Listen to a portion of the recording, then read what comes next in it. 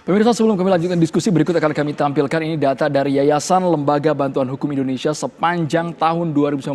Ini ada catatan proses penegakan hukum. YLBHI menegaskan bahwa ini ada 180, maksud kami 380 pendemo jadi tersangka, 179 ditahan. Ini beberapa sumber yang kami kutip dari beberapa situs online. Kemudian YLBHI nilai periode pertama Jokowi hukum jadi alat kriminalisasi. Selanjutnya ini sumber dari Tempo.co. YLBHI sebut periode kedua Jokowi makin kelam bagi demokrasi. Ukurannya ketika beberapa nama yang berurusan dengan hukum tidak ditindaklanjuti. Ada 6.128 korban pelanggaran kebebasan berpendapat. Bahkan jumlahnya 51 tewas. Bapak-bapak pasti masih ingat dengan aksi besar-besaran yang terjadi di Jakarta. Ada aksi menolak RKPK. Bung Rocky melihat data seperti ini, apa pandangan Anda? Saya setuju itu karena saya ikut berkali-kali bikin riset tentang itu di YLBHI itu.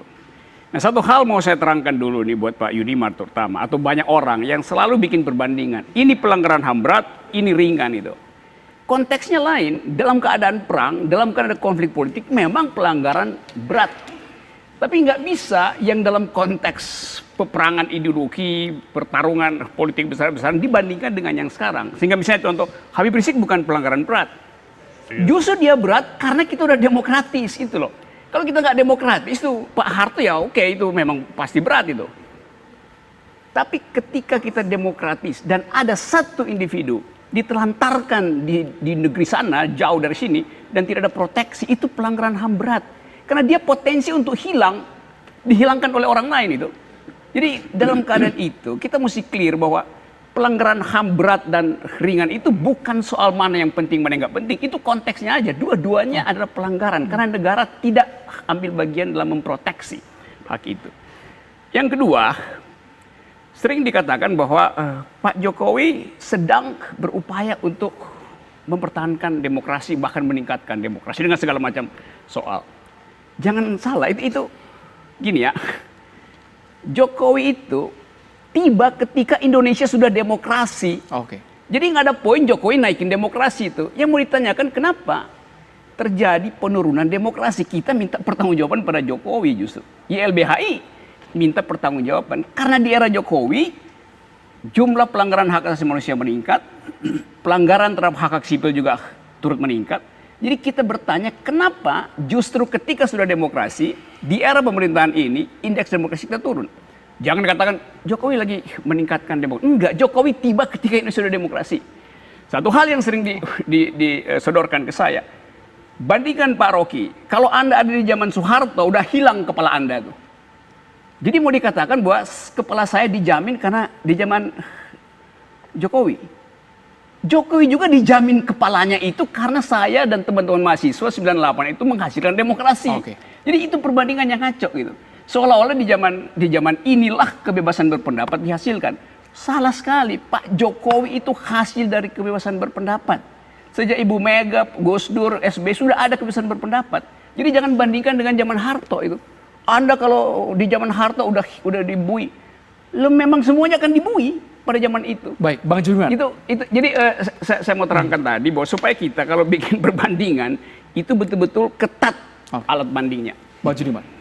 Iya, saya kira begini ya, yang disebut pelanggaran itu ya berat, ringan, sedang atau apapun namanya, ya disebut pelanggaran ketika itu sudah terbukti dan diputus pengadilan.